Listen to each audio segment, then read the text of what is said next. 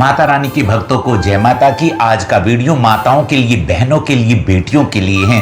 अगर घर की स्त्री चाहे तो घर की दरिद्रता को, गरीबी को मिटा सकती है। हमारे वेद पुराण शास्त्रों ने, ऋषि मुनियों ने, हमारे पूर्वजों ने, हमारे पुरखों ने जो हमें बताया, क्या हम उसका अनुसरण करते हैं? हमें क्या करना चाहिए, क्या नहीं करना चाहिए, इसमें विस्तार से जानेंगे। तो सबसे पहला है, घर की स्त्री को भोजन बनाते वक्त सबसे पहले खुद भोजन नहीं करना चाहिए। सबसे पहले देव भोग लगाना चाहिए। या तो सबसे पहली रोटी गौ माता के लिए निकालिए। अगर आपके आसपास गौ माता नहीं है तो फिर अग्नि देव को भोग लगाइए। यदि आप गैस के चूल्हे के ऊपर भोजन बना रही हैं तो थोड़ा सा आपने यदि चावल बनाए, थोड़े चावल ले लीजिए, उसमें शक्कर मिला लीजिए। यदि आप रोटी बना रहे हैं तो रोटी में थोड़ा सा घी लगा करके, थोड़ी सी शक्कर है, चीनी लगा करके, जलती हुई जो आपकी गैस की अग्नि है उस पर अपना गायत्री मंत्र मन में बोल लीजिए। गायत्री मंत्र आप नहीं बोल सकते तो जो भी आपको मंत्र आता है, कोई मंत्र नहीं आता, जय माता दी इतना ही बोलकर आप उस कोर को, जो आपके पास में भोग है जिसके आपने चीनी लगाई है, चावल है या रोटी है, उसको अग्नि के ऊपर छोड़ दीजिए और प्रार्थना कीजिए, हे माता रानी आप मेरे इस भोग को स्वीकार कर ले। अगर आप ऐसा करते हैं तो आपको अन्न दोष नहीं लगता। देखिए, जैसा खाओगे अन्न वैसा होगा मन। कुछ लोग कहते हैं हमारे पास सब कुछ है फिर भी हमारा मन दुखी रहता है, हम डिप्रेशन में रहते हैं, इतना स्ट्रेस रहता है, तनाव रहता है, चिंता परेशानियां अकारण रहती हैं। तो उसका सबसे बड़ा कारण ये अन्न दोष है। यानी कि हम अन्न बनाया, हमने भोजन बनाया और सबसे पहले लेकर खाने बैठ गए। ऐसा कदापि ना करें, ये सबसे बड़ा दोष कहा गया है। भगवान श्री कृष्ण ने अर्जुन को बताया है कि जो भगवान को अर्पित किए बगैर भोजन करता है तो वो विष्ठा के समान है। आप अग्नि को भोग लगा दीजिए। आपके घर में, आपके मंदिर में ठाकुर जी विराजमान है, माता रानी विराजमान है, तो उस भोग को उनके सामने समर्पित करके, भोग लगा के फिर ग्रहण करने से शरीर के रोग व्याधियां नष्ट होती हैं।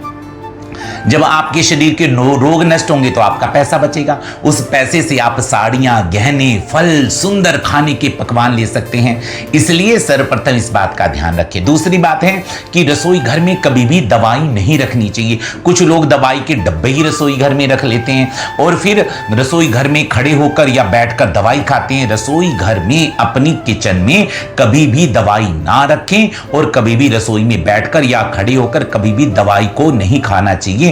जो लोग रसोई में बैठकर या खड़े होकर दवाई लेते हैं तो उनकी बीमारी कभी भी समाप्त नहीं होती। एक समाप्त होती है, दूसरी, तीसरी, और सारा आपका पैसा, धन जो है वो बीमारी में ही खर्च होगा। तो फिर आप अपने लिए, अपने जीवन के लिए, अपने जीवन के आनंद के लिए आपको कैसे, लक्ष्मी कैसे बचेगी, पैसा कैसे बचेगा, इसलिए कभी भी रसोई में दवाइयां नहीं रखनी चाहिए। कुछ लोग तो अपने बेड के पास ही दवाई रख लेते हैं। कभी भी बेड के पास में, कभी भी बेड के ड्रॉ के अंदर कभी भी दवाई नहीं रखनी चाहिए। दवाई को थोड़ा दूर रखना चाहिए। अगर रखा भी आपने ड्रॉ के पास में आपने दवाई को, तो दवाई को किसी डब्बे के अंदर रखें ताकि दवाई सामने दिखाई ना दे। इस बात का विशेष ध्यान रखें। दूसरा है, घर की माताएं भोजन बनाने वाली, जैसे कुकर है, कढ़ाई है, उसमें जिसमें भोजन बनाती है उसी में भोजन खा लेती हैं। कभी भी भोजन नहीं खाना चाहिए, इससे दरिद्रता आती है घर में। और मां लक्ष्मी की अगर आपको कृपा चाहिए तो जिस बर्तन में आपने भोजन बनाया है उस बर्तन को रात्रि को कभी भी ऐसे नहीं रखना चाहिए। यानी कि जैसे आपने साफ नहीं किया, बर्तन रसोई में रख दिया। कुछ माताएं रात को भोजन करता है पूरा परिवार और रात को बर्तन झूठे रहते हैं और फिर उनको अगले दिन मांजा जाता है। जो ये बर्तन है, ये पात्र है, ये अन्नपूर्णा मां है। रात्रि को कभी भी अपनी रसोई में झूठे बर्तन कभी भी ना रखें, उनको रात्रि को ही साफ कर दें। और तीसरा हमारे यहाँ पे आता है, माताओं को विशेष ध्यान देना चाहिए। जो मां लक्ष्मी की कृपा चाहती हैं माताएं, उनको शुक्रवार के दिन अपनी बालों को अवश्य धोना चाहिए। जो घर की स्त्री, बहन, बेटी शुक्रवार के दिन में अपने बालों को धोती है तो उसके घर से दरिद्रता दूर जाती है, रोग शोक दूर जाते हैं, संकट, लड़ाई झगड़े दूर होते हैं और घर में नारायण के साथ मां लक्ष्मी का वास होता है। इन बातों का विशेष ध्यान रखना चाहिए। और घर की स्त्री को एक बात का और विशेष ध्यान रखें कि जब आप भोजन करते हैं तो थाली में भोजन के बाद कभी भी हाथ नहीं धोना चाहिए। इससे कष्ट आते हैं जीवन में, इससे गरीबी आती है जीवन में। इससे दरिद्रता माता लक्ष्मी की बड़ी बहन है, ज्येष्ठा है ना, तो दरिद्रता आ जाती है घर में। इसलिए भोजन जिसमें खाया जाता है उस बर्तन में कभी हाथ नहीं धोया जाता। ये हमारे ऋषि मुनियों ने, हमारे पूर्वजों ने, हमारे पुरखों ने हमें सिखाया। और एक बात का विशेष ध्यान रखना, जब आप भोजन करते हैं तो झूठे हाथों को कभी सर से नहीं पोंछना चाहिए, सर से स्पर्श नहीं कराना चाहिए, इस बात का विशेष ध्यान रखना चाहिए। और घर की स्त्रियों को बहुत आवश्यक है कि जब बृहस्पतिवार आता है, गुरुवार आता है, उस दिन वस्त्र नहीं धोना चाहिए, उस दिन सर नहीं धोना चाहिए, बाल नहीं धोने चाहिए, घर में पोछा नहीं लगाना चाहिए, केवल झाड़ू का उपयोग करें बृहस्पतिवार को, गुरुवार के दिन। उस दिन पोछा लगाने से भी दरिद्रता घर में आ जाती है। इसलिए गुरुवार के दिन आप केवल झाड़ू का उपयोग करें। और जो घर की झाड़ू है, झाड़ू को कभी पैर से ठोकर नहीं मारना चाहिए, ये लक्ष्मी का स्वरूप कही गई है। देखिए, अगर आपके घर में झाड़ू ना होगी तो सफाई नहीं हो सकती, सफाई नहीं होगी तो रोग बीमारी घर में आ जाएंगे, दरिद्रता घर में चली आएगी। इसलिए झाड़ू को कभी पैर से ठोकर ना मारे, घर की झाड़ू को छिपाकर रखना चाहिए, किसी की दृष्टि उस पर ना पड़े। कुछ लोग पैर से ही ऐसे झाड़ू को एक तरफ कर देते, बहुत बड़ा दोष समझा जाता है, इस बात का विशेष ध्यान रखना चाहिए। और जब भी आप बाजार जाएं, बाजार जब आप जाते हैं, बाजार से आप खाली घर लौट कर आएंगे, जैसे खाने के लिए मीठी चीजें, फल हैं, जरूर लेकर अपने घर में आना चाहिए। जो व्यक्ति बाजार जा गया है और वो वापस खाली घर आता है तो उसके साथ में दरिद्रता साथ में आती है, उसके साथ अलक्ष्मी, उसके साथ ज्येष्ठा, उसके साथ गरीबी, दरिद्रता उसके घर में आ जाती है। इसलिए जब भी आप बाजार जाएं, थोड़ा सा 10 रुपए की आप जलेबी लेके आ जाएं, 20 रुपए की जलेबी लेके आ जाएं, मिठाई लेकर अपने परिवार के लिए हमेशा कुछ ना कुछ खाने के लिए फल मिठाई जरूर लेकर आए। खाली हाथ बाजार से अपने घर वापस नहीं आना चाहिए। और माताओं को एक बात का भी ध्यान रखना चाहिए, जैसे कुछ घरों में तकिए फट जाते हैं, चादर फट जाती है, वस्त्र फट जाते हैं, तो फटे हुए कपड़े आपने बिछाए हुए हैं, फटे हुए कपड़े, देखिए फटे हुए कपड़े तो उनको सिल लीजिए। फटे हुए कपड़े कभी घर में नहीं रखने चाहिए, उनको सिल लेना चाहिए उपयोग अगर कर रहे हैं। टूटे हुए बर्तन कभी रसोई में नहीं रखना चाहिए, भोजन वाली थाली थोड़ी सी टूट गई है, उसको आप बदल लीजिए, इससे भी घर के अंदर दरिद्रता आ जाती है। और इसी बात में मैं आपसे निवेदन करूं, माताओं को, बहनों को, बेटियों को एक बात का विशेष ध्यान रखना चाहिए कि रात्रि को आप वॉशिंग मशीन ऑन करती हो, रात को कपड़े धोती हो, उन कपड़ों को लेकर के फिर पूरी रात बाहर आप सूखने के लिए डालती हो, तो जानते हो रात्रि के समय, जो रात्रि का समय है वो तमोगुणी समय है। रात को ना जाने कैसी कैसी शक्तियां, कैसी कैसी आत्माएं बाहर वायुमंडल में भटकती रहती हैं, कैसा नेगेटिव वाइब्रेशन घूमता रहता है, तो वो सब नकारात्मक ऊर्जा आपके वस्त्रों में आती है। जब वस्त्र आपके परिवारजन, आपके पति, आपके घर के लोग पहनते हैं तो उनके अंदर में बिना किसी कारण के, बिना किसी बात के आपस में झगड़ा, मनमुटाव हो जाता है। इसलिए रात्रि को कभी भी वस्त्र नहीं धोना चाहिए और रात्रि को बाहर कपड़े कदापि नहीं सुखाना चाहिए। और विशेषकर छोटे बच्चों के कपड़े, पढ़ने वाले बच्चों के कपड़े रात्रि को धोकर बाहर बिल्कुल भी ना सुखाएं, अन्यथा उनको शिक्षा के क्षेत्र में कभी भी सफलता प्राप्त नहीं हो सकती। मेरा आपसे विशेष निवेदन है, वीरवार के दिन कभी भी पोछा ना लगाएं, लेकिन आप सोमवार के दिन और शुक्रवार के दिन जब पोछा लगाएं तो उसमें थोड़ा सा नमक अवश्य डालें, क्योंकि जो नमक है ना, ये मां लक्ष्मी का भाई है। मां लक्ष्मी जब प्रकट हुई वो समुद्र से प्रकट हुई, और नमक भी, जो नमक है वो भी समुद्र से प्रकट होता है, तो इसलिए मां लक्ष्मी का भाई कहा जाता है। इसलिए नमक का पोछा लगाने से घर से पितृदोष समाप्त होता है, लड़ाई झगड़े समाप्त होते हैं, छोटी छोटी चीजों के लिए आपको तरसना पड़ता है, इसको दरिद्रता कहते हैं, वो दरिद्रता नष्ट होती है।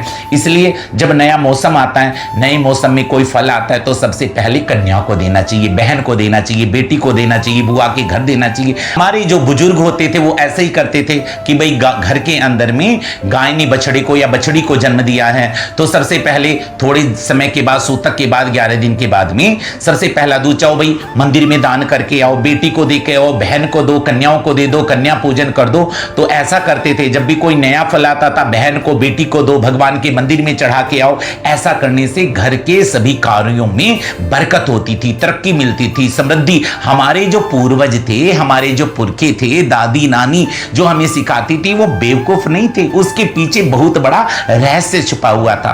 जब भी हम कोई नया वस्त्र लेते, चलो जी बहन को दीजिए, पहले कन्या को दीजिए, बेटी को दीजिए। और एक बात का स्मरण रखना, घर की दरिद्रता, घर की गरीबी तब ही मिट सकती है जब घर की बेटी का, बहन का सम्मान करोगे आप। इसलिए यदि आप बेटी को ठोकर, पैर से भी अगर बेटी को ऐसे पैर छू जाए तो भी उसके चरणों में प्रणाम करना चाहिए। वो लक्ष्मी है। घर की बहन बेटी को, बहू का अपमान कदापि नहीं करना चाहिए। इसलिए इन बातों का विशेष ध्यान रखें। और एक बात का माताओं को ध्यान रखना चाहिए, वो सबसे बड़ी बात यह है कि रोज माता रानी के नाम से एक दिया जलाना चाहिए। मिट्टी का आप दिया ले लो रोज, उसमें घी की बाती लगाओ या तिल के तेल की बाती, तो उसमें 5 चीजें डालनी चाहिए। एक सौंगी होती है जिसको मुनक्का बोलते हैं, मुनक्का ले लो, थोड़ा सा बादाम, एक बादाम ले लो, एक काजू ले लिया, छुआरे को थोड़ा सा तोड़ के डाल लो, मिश्री थोड़ा तोड़ के डाल लो, थोड़ा सा सूखा हुआ जो नारियल की गिरी उसको तोड़कर, ऐसी 5 चीजों को डालकर इसको लक्ष्मी दीप बोलते हैं। तो ओम सर्व मंगल मंगल्ये शिवे सर्वार्थ साधिके शरण्ये त्र्यंबके गौरी नारायणी नमोस्तुते। इस मंत्र को बोलिए। अगर ये नहीं बोल सकते तो जयकारा माँ शेरा वाली दा, जयकारा महालक्ष्मी दा, जयकारा महाकाली दा, बोले साचे दर, ऐसे जयकारा लगा के उस दीपक को जलाएं। और जब उस दिए को जलाएं, उस दीपक को आसन जरूर दें, एक प्लेट के ऊपर रख दें। और जब दीपक शांत हो जाए, जो उसकी सामग्री है उसको निकालकर, आपके घर में पेड़ पौधे हैं, गमले हैं, या तुलसी का आपके पास में जहां तुलसी का स्थान है उसकी मिट्टी को हटाकर वहां दाब देना चाहिए। इससे मां लक्ष्मी बड़ी प्रसन्न होती हैं, जीवन में तरक्की मिलती है, सफलता मिलती है। आप इतना हार्ड वर्क करते, इतनी मेहनत आपका परिवार करता है, लेकिन लक्ष्मी तो घर में टिकती नहीं। हमेशा आपका पैसा बीमारी में खर्च हो जाता है, हमेशा ऐसी अनावश्यक खर्च होता है। तो इन बातों का आप विशेष ध्यान अवश्य रखिए, और इन बातों का ध्यान रखोगे तो मां लक्ष्मी की कृपा अवश्य होगी। और जाते जाते एक बात मैं आपसे सबसे सरल उपाय बताऊं मां लक्ष्मी की कृपा पाने का। मां लक्ष्मी बड़ी प्रसन्न होती है, पैसे की कभी कमी नहीं होती। वो बृहस्पतिवार के दिन आप एक मुट्ठी चने की दाल ले लो, जितनी आपकी मुट्ठी, घर की माता बहन बेटी है कोई भी, वो एक मुट्ठी चने की दाल और एक थोड़ा सा, जितना मुट्ठी में गुड़ आ जाए उतना गुड़ लेकर, चने की दाल को और गुड़ को बृहस्पतिवार के दिन यदि गौ माता को आप खिलाना आरंभ करते हैं तो देखना आपका बृहस्पति कितना मजबूत होता है, मां लक्ष्मी कितनी प्रसन्न होती है। क्योंकि गौ माता के अंदर 33 कोटि देवी देवताओं का वास है, और मां लक्ष्मी का वास गौ के गोबर में है, और गौ माता के मूत्र में गंगा का वास कहा गया है। जीवन के दुखों को, दरिद्रता को, संकट को मिटाना। आप बहुत सारे व्रत करते हैं, पूजा पाठ करते हैं, फल नहीं मिलता, इन उपायों को करना आरंभ कीजिए। सबसे पहले बृहस्पतिवार को गौ माता को गुड़ और चने की दाल खिलाओ। कुछ दिन के बाद में आप देखोगे धीरे धीरे आपके दुख, संकट, गरीबी मिटने लग जाएगी। मां लक्ष्मी और जो धन के रास्ते वो खुलने प्रारंभ हो जाएंगे, और आपका काम काज चलना प्रारंभ हो जाएगा। और देखिए, जब आपके साथ में आप कम से कम इसको 3 महीने आप इसको गौ माता का जो मैंने प्रयोग बताया है कि गौ माता को चने की दाल हो या चना हो और गुड़ अपने हाथों से जरूर खिलाइए। इन हमारे हाथों में भाग्य होता है ना, जब गौ माता हमारे हाथों से गुड़ खाती है तो हमारे जीवन की जो अशुभ रेखाएं हैं वो भी बदलना प्रारंभ हो जाती हैं, और अशुभ रेखाएं भी शुभ होना प्रारंभ हो जाती हैं। इसलिए आप जब इस उपाय को करेंगे तो आपके जीवन में बदलाव आएगा, और फिर इस उपाय को करते रहिए। कन्या को, घर की बेटी को, बहन को दान कीजिए। मंदिर में थोड़ा सा भी दान हो, चाहे वो एक मुट्ठी चावल का हो, उसको दान कीजिए। दरवाजे कोई आ जाए उसको कभी खाली मत लौटाइए, एक फल दीजिए, फल नहीं है तो एक मुट्ठी चावल ही दीजिए। इन उपायों को करना तो देखना महालक्ष्मी की कृपा कैसे बरसेगी। जो जो बातें आपको बताई गई हैं इनको अपने जीवन में आप केवल 1 महीना 40 दिन उतार के देखिए आपके जीवन में कितना भारी बड़ा परिवर्तन होगा, कैसे मां लक्ष्मी की कृपा होगी, कैसे माता रानी आपके ऊपर अपना कृपा योग, अपने आशीर्वाद की वर्षा कर देंगी। इसलिए अगली वीडियो हमारी देखने के लिए हमारे चैनल को सब्सक्राइब कीजिए, कमेंट में जय माता दी अवश्य लिखिए, और आप पहली बार हमारे चैनल पर आए हैं तो बेल आइकन को अवश्य दबाइए ताकि आने वाली वीडियो की नोटिफिकेशन आपको मिल सके।